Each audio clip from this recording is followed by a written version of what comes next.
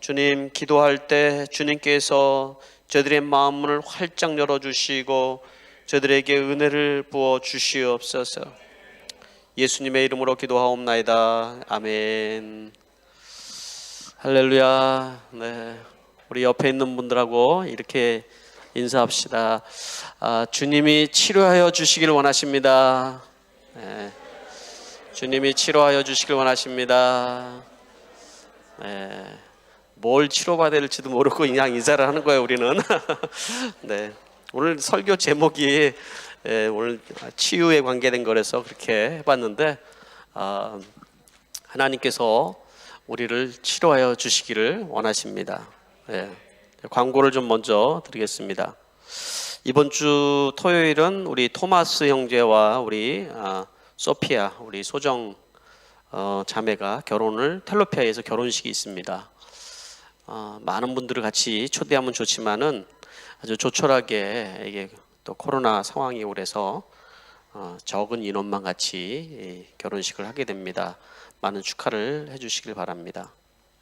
주일학교에 우리 수요일 날 보면은 그 이제 농구 코트에다가 주차를 가능하면은 되지 않으면은 아이들이 지금 이제 여러분들이 말씀 듣고 기도하는 시간에 조금 이제 여유 있는 공간에서 놀 수 있을 것 같아서 그렇게 좀 부탁을 드렸습니다. 혹시 그러신 분이 있으면 다음에는 또 이렇게 주차를 그렇게 해주시면 좋겠습니다. 그리고 주일학교를 위하여서 이렇게 좀 사고 나지 않도록 좀 이렇게 케어하는 사람들이 필요한데, 여기 뒤에 나가다 보면은 자기가 그래도 뭐 몇 달에 한 번 정도는 이렇게 신청할 수 있지 않을까 하는 생각이 듭니다. 보시고 그런 마음이 있으신 분들 좀 해주시면 감사하겠습니다. 이 시간에 우리 하나님 말씀 한번 찾아보겠습니다. 예레미야서 8장 18절부터 22절까지의 말씀입니다. 예레미야 구약 성경, 제가 가진 성경은 1082페이지입니다. 새번역 성경. 예레미야 8장 18절부터 22절까지 말씀입니다.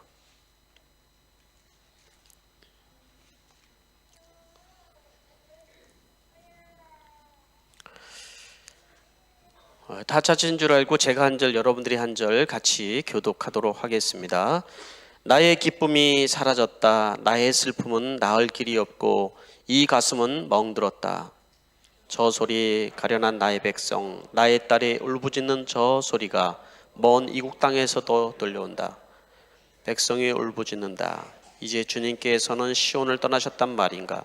시온에는 왕도 없단 말인가? 그러나 주님께서 말씀하신다. 어쩌자고 조각한 신상과 헛된 우상을 남은 나라에 들여다가 나를 노래하게 하는가? 백성이 또 울부짖는다. 여름철이 다 지났는데, 곡식을 거둘 때가 지났는데 또 우리는 아직 구출되지 못하였습니다. 나의 백성, 나의 딸이 채찍을 맞아 상하였기 때문에 내 마음도 상처를 입는구나. 슬픔과 공포가 나를 삼는구나. 같이 읽겠습니다. 길라앗에는 유황이 떨어졌느냐? 곳에서는 의사가 하나도 없느냐? 어찌하여 나의 백성, 나의 딸의 병이 낫지 않는 것일까? 아멘. 오늘 여러분과 함께 왜 치유받지 못하는가라는 말씀을 가지고 잠시 은혜를 나누고 기도를 하려고 합니다. 설교를 짧게 하는 게 되게 어렵습니다, 사실은. 근데 수요일 날 설교 길게 한다고 자꾸 그러는 분이 계셔가지고 가능하면 짧게 해야지 되겠다는 생각을 자꾸 하는데 자꾸 까먹습니다. 하다가 보면은 원고는 어쨌든 간에 15분짜리입니다. 여러분 믿어주시기 바랍니다. 왜 인간은 고통을 당하는가? 왜 우리는 아픈가? 여러분, 이런 질문을 한번 던져봅니다. 우리 몸은 각종 질병으로 인하여서 병들고, 당연히 뭐 나이가 들면 병들고 또 우리가 죽는 거 당연하지만, 그렇지만 우리가 젊은 사람들도 병에 걸리고 또 아프고 하는 일들이 이 땅에 있습니다. 또 몸만 병드는 것이 아니라 우리의 마음이 병드는 경우들이 많이 있습니다. 사실은 몸이 아픈 것보다도 마음이 아픈 것이 더 힘들죠. 어떻게 보면 마음이 아프기 때문에 몸이 병들게 되는 것일 수도 있는 것이죠. 우리의 마음이 병들어서 우리의 마음이 외롭고 힘들고 우울하고 정말 이게 죽고 싶은 마음이 들 때가 있습니다. 위로받고 싶지만 위로받을 데가 없는 경우들도 많이 있습니다. 현대인은 정말로 많은 사람들이 이 마음의 질병을 가지고 살아간다고 할 수 있는 것이죠. 말로 다 표현할 수 없을 만한 수없이 많은 질병이 사실 마음에서부터 나오는 것이죠. 특별히 관계로 인하여서 깨어진 그 관계로 인해서 질병이 오는 경우들이 너무나도 많이 있습니다. 뿐만 아니라 우리는 영혼의 질병을 또 앓고 있습니다. 공허함을 앓고 있다든가 아니면은 어떤 이 영적인 어떤 질병으로 인하여서 내가 바라볼 것들 바라보지 못한다든가 하는 일들이 많이 있습니다. 그래서 여러분, 우리는 보이는 곳에서나 보이지 않는 곳에서 우는 경우들이 많이 있습니다. 근데 하나님 앞에서 우리가 울 때는 자기의 신세 때문에 우는 것이 아니라 하나님의 은혜 때문에 우는 우리들이 되어야 되겠죠. 예? 여기 눈물의 선지자 예레미야는 눈물의 선지자라고 얘기를 하죠. 얼마나 많이 울었으면 눈물의 선지자라고 불렀을까요? 그의 눈은 눈물이 마를 데가 없었습니다. 왜냐하면 하나님이 그토록 사랑하는 그 백성들이 고통을 당하는, 상처 때문에 고통당하는 것을 바라보면서 정말로 눈물이 마를 길이 없었습니다. 그 백성들은 정말 그 상처 때문에 고통당하고 울부짖고 있지만은 그러나 치료를 받지 못하는 것 때문에 더 안타까웠다고 얘기를 하고 있어요. 그리고 궁극적으로 그들은 죄악과 불순종으로 인하여서 결국 바벨론 땅으로 끌려가서 잡혀 죽게 될 운명이라는 것 때문에 안타까워서 예레미야는 울고 있다는 것이지요. 오늘 여러분들이 읽는 이 말씀을 보면은 이 말씀 한 구절 한 구절이 사실은 그런 그 이스라엘 백성들이 처해 있는 그 상황, 그 안타까운 상황을 여러분 우리에게 말씀을 해주고 있지 않습니까? 참 읽기만 해도 우리에게 은혜가 되지 않습니까? 하나님이 주시는 말씀과 그리고 그 상황, 처해 있는 상황을 번갈아 가면서 우리에게 말씀을 해주고 있습니다. 그러면서 마지막에 이런 얘기 하죠. 길르앗에서는 유황이 떨어졌느냐? 그곳에서는 의사가 하나도 없느냐? 어찌하여 나의 백성, 나의 딸의 병이 낫지 않은 것일까? 이렇게 말씀을 합니다. 이 말씀을 제가 요한계시록 하다가 이 말씀이 설교 중에 떠올랐고 수요일 날 이 말씀을 가지고 한 번 더 설교를 했으면 좋겠어서 이 자리에 택하게 되었습니다. 그러면 길르앗의 유황이 뭡니까?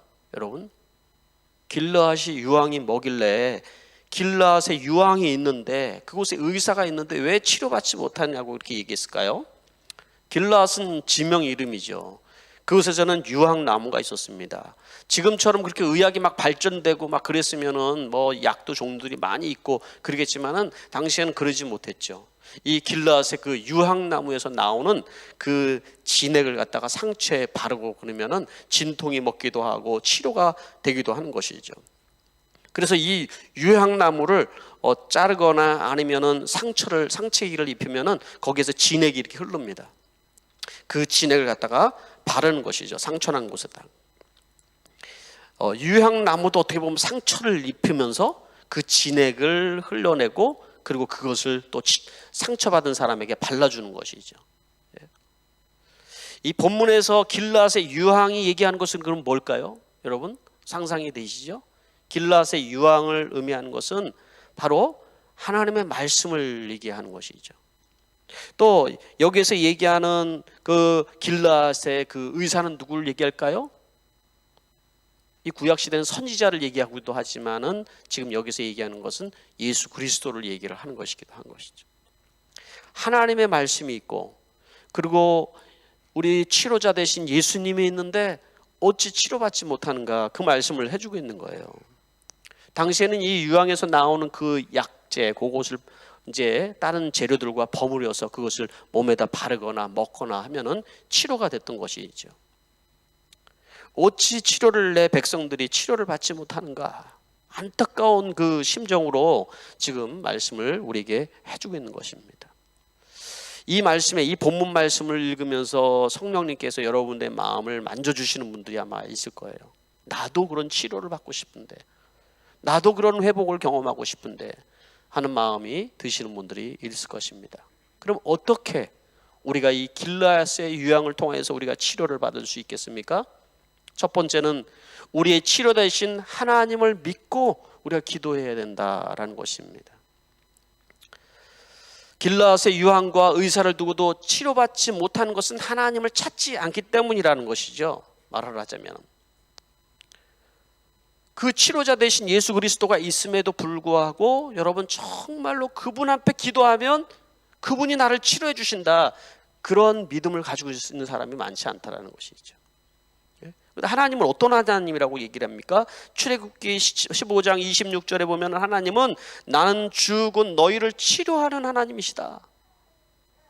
또 시편 103편 3절 말씀에는 주님은 너의 모든 죄를 용서해 주시는 분, 모든 병을 고쳐주시는 분이다, 이렇게 얘기를 하죠. 마가복음 16장에는 믿는 사람에겐 이런 표징이 따를 것인데 아픈 사람들에게 손을 얻는 즉 나을 것이다, 이렇게 말씀을 해주고 있다는 거예요. 그러니까 우리 여기 믿는 사람들은 진정한 치료자 되신 예수 그리스도를 믿고 그분 앞에 기도할 때 여러분 치유의 역사가 나타나는 것입니다. 여러분 정말 여러분들이 아프고 여러분들이 정말 고통스럽고 여러분들이 힘들고 깨어지고 망가졌을 때 여러분 정말 주님께서 이 모든 것을 치료해 주실 분이라는 그런 믿음을 가지고 여러분 기도합니까?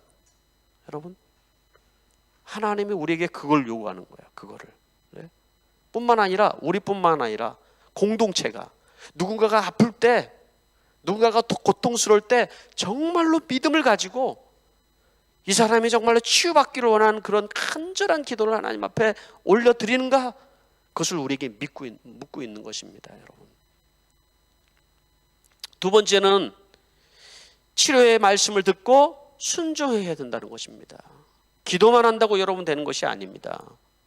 주님께서 우리에게 말씀하시는 거예요. 여러분 기도하는 거예요. 기도를 할 때 여러분 일방적으로 하나님 앞에 막 떼쓰듯이만 기도하는 것이 아니라 주님께서 나의 아픔을 주님 앞에 올려드리면서 주님 내가 이렇게 아픕니다.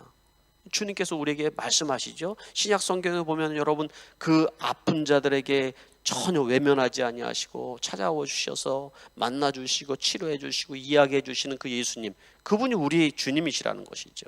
그렇죠? 그분은 우리를 치료해 주시기 원하는 거예요. 우리보다 더 치료하시길 원하시고 회복시켜 주시기를 원하신다라는 겁니다.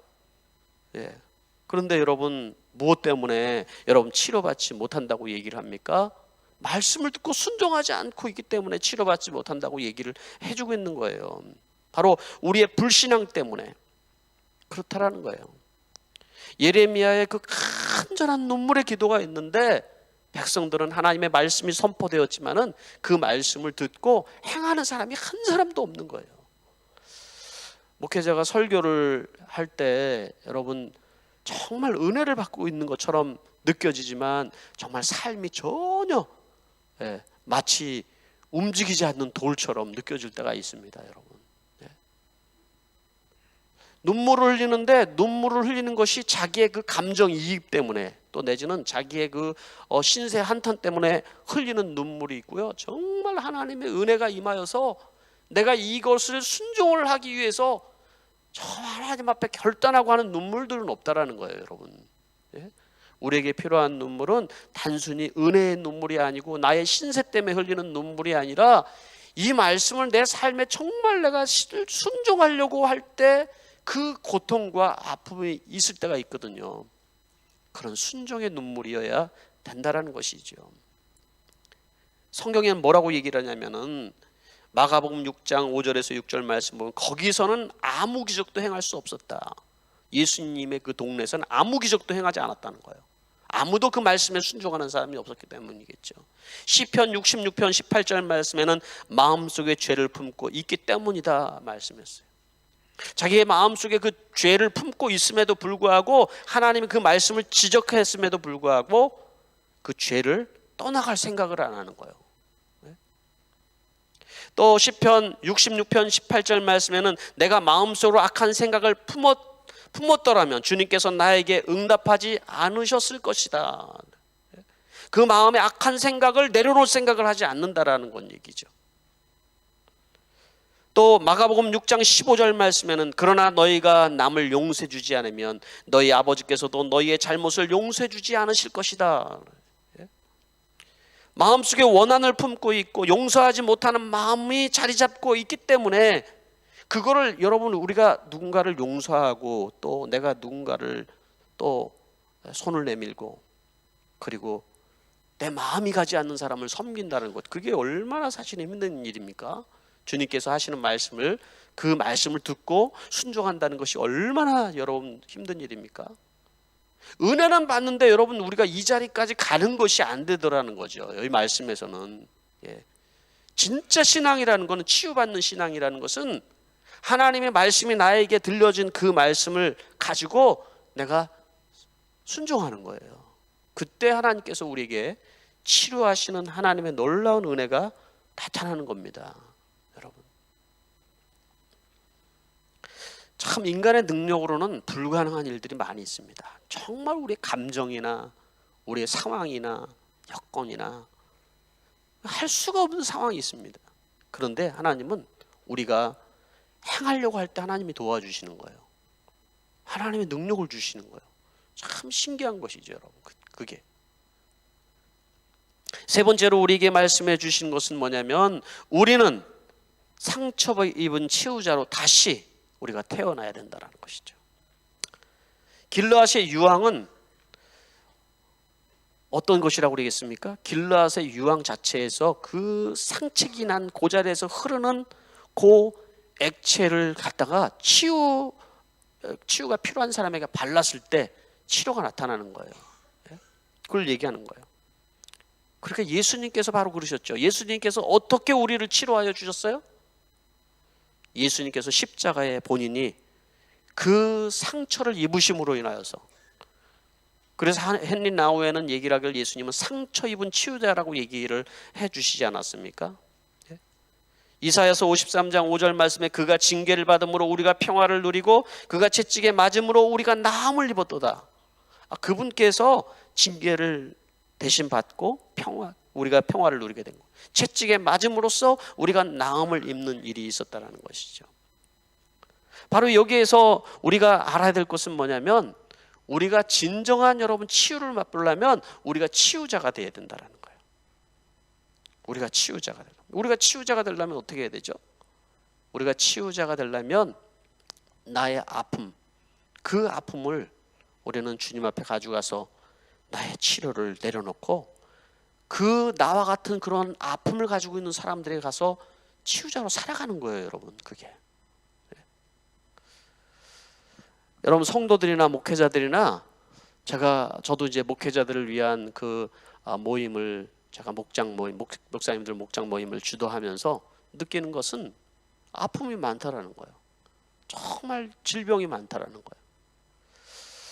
창피한 얘기지만 제가 이제 설교 시간에도 예전에도 얘기했지만, 제가 목회를 하면서도 저희 그 가정 안에 그리고 저희 삶 안에 깨어지고 아프고 망가지고 했던 그런 아픔들이 너무 많이 있는 거예요. 가정교회를 10년이나 했는데 그런 치료를 받지를 못하고 상황만 되면 다 드러나고 아프고. 그런데 목사님들이 모이는 그 목장 모임에서 처음에 갔을 때 우리 집사람이 막 울면서 별 얘기를 다 쏟아놓는 거, 거기서. 정말 어디 쥐구멍이 있으면 막 이렇게 막 들어가서 막 좋겠는 거예요.